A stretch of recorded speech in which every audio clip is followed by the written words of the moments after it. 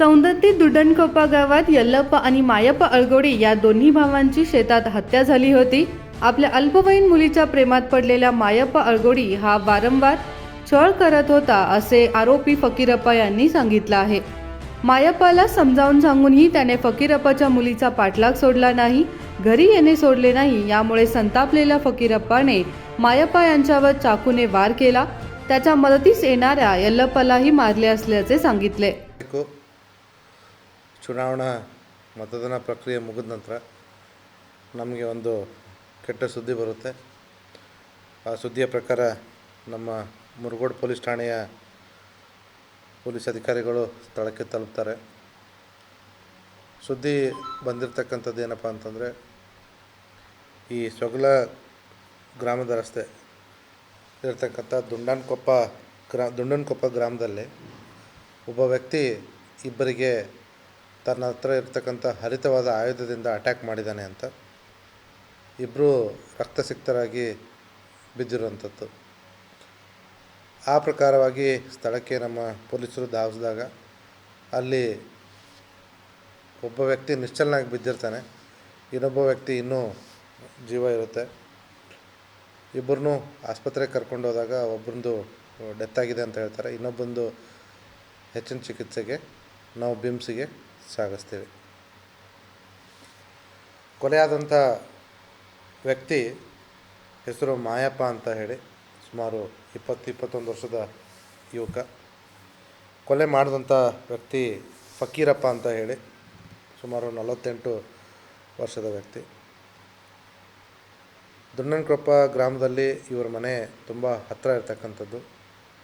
ಕೊಲೆಗೆ ಕಾರಣ ನಮ್ಮ ಮೇಲ್ನೋಟ ತನಿಖೆಯಲ್ಲಿ ಇಲ್ಲಿವರೆಗೂ ಕಂಡು ಬಂದದ್ದು ನೋಡಿದ್ರೆ, ಈ ಕೊಲೆಯಾದಂಥ ವ್ಯಕ್ತಿ ಫಕೀರಪ್ಪನ ಮಗಳನ್ನ ತುಂಬ ಪೀಡಿಸ್ತಾ ಇದ್ದ. ಅವಳು ಹಿಂದೆ ಬಿದ್ದಿದ್ದ, ನನಗೆ ಮದುವೆ ಆಗುವಂಥ ಪೀಡಿಸ್ತಾ ಇದ್ದ. ಈ ವಿಚಾರವಾಗಿ ಫಕೀರಪ್ಪನಿಗೆ ಈ ಹುಡುಗನಿಗೆ ತನ್ನ ಮಗಳನ್ನ ಕೊಡಲಿಕ್ಕೆ ಇಷ್ಟ ಇರಲಿಲ್ಲ. 2 ಕಾರಣಕ್ಕಾಗಿ. ಒಂದು, ಹುಡುಗಿ ಇನ್ನೂ ತುಂಬ ಚಿಕ್ಕವಳಿದ್ಲು, ಅಪ್ರಾಪ್ತೆ ಇದ್ಲು. ಜೊತೆಗೆ ಇವರಿಬ್ಬರದು ಕುಟುಂಬ ಕೂಡ ಬೇರೆ ಬೇರೆ ಜಾತಿಯವರಾಗಿದ್ದರು.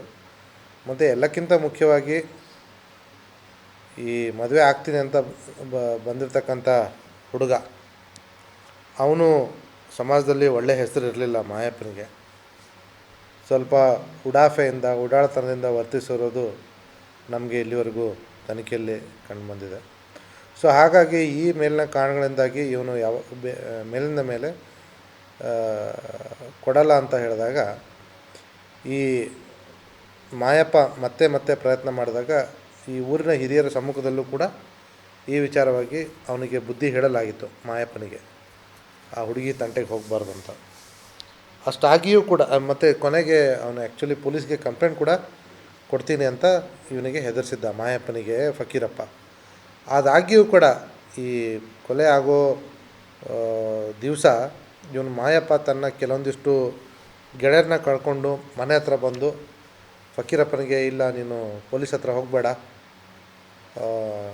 ನಾನು ನಿನ್ನ ಮಗಳನ್ನೇ ಮದುವೆ ಆಗೋದು, ಅದೇನು ಮಾಡ್ಕೋತೀವೋ ಮಾಡ್ಕೊ ಅನ್ನೋಂಥ ಧಾಟಿಯಲ್ಲಿ ಮಾತಾಡಿದ್ದ.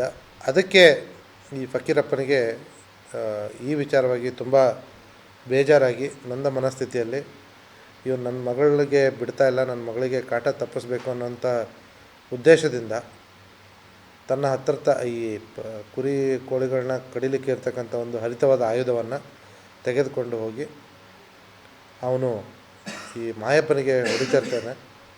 ಆ ಸಂದರ್ಭದಲ್ಲಿ ಅವರ ಮಾಯಪ್ಪನ ಅಣ್ಣ ಕೂಡ ಅಲ್ಲಿ ಅವನಿಗೆ ತಮ್ಮನಿಗೆ ಬಿಡಿಸ್ಕೊಳ್ಳಿಕ್ಕೆ ಬರ್ತಾನೆ, ಯಲ್ಲಪ್ಪ ಅನ್ನಂತವನು.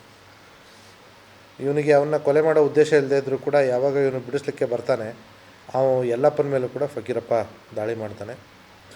ಆ ಪ್ರಕಾರವಾಗಿ ಮಾಯಪ್ಪ ಅಲ್ಲೇ ಸಾಯ್ತಾನೆ. ಯಲ್ಲಪ್ಪನ ನಾವು ಬಿಮ್ಸ್ ಆಸ್ಪತ್ರೆಗೆ ಸೇರಿಸಿರ್ತೀವಿ. ಮರುದಿನ ಅಂದರೆ 8ನೇ ತಾರೀಕು ಯಲ್ಲಪ್ಪ ಕೂಡ ಚಿಕಿತ್ಸೆ ಫಲಕಾರಿಯಾಗದೆ ಸಾವನ್ನಪ್ಪಿದ್ದಾನೆ.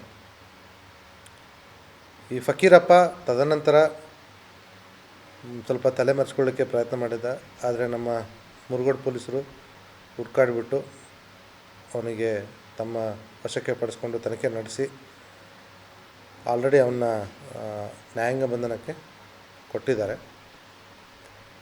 ಇನ್ನೂ ಮುಂದಿನ ಕಾನೂನು ಕ್ರಮ ನಡೆಯುತ್ತೆ.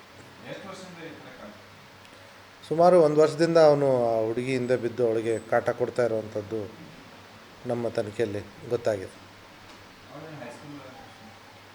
ಸರಿ, ಹೌದು ಹೌದು ಹೌದು. ಇಲ್ಲ ಅವನದೇನೂ ಪಾತ್ರ ಇರಲಿಲ್ಲ. ಈ विचारದಲ್ಲಿ ಅವನ ಪಾತ್ರ ಇರಲಿಲ್ಲ. प्रचंड रक्तस्राव झाल्यामुळे त्यांचा जागीच मृत्यू झाला अशी माहिती जिल्हा पोलीस अधीक्षक डॉक्टर भीमशंकर गुळेद यांनी दिली आहे. Vinod Kolkar, Kannadamma news network, Belagavi.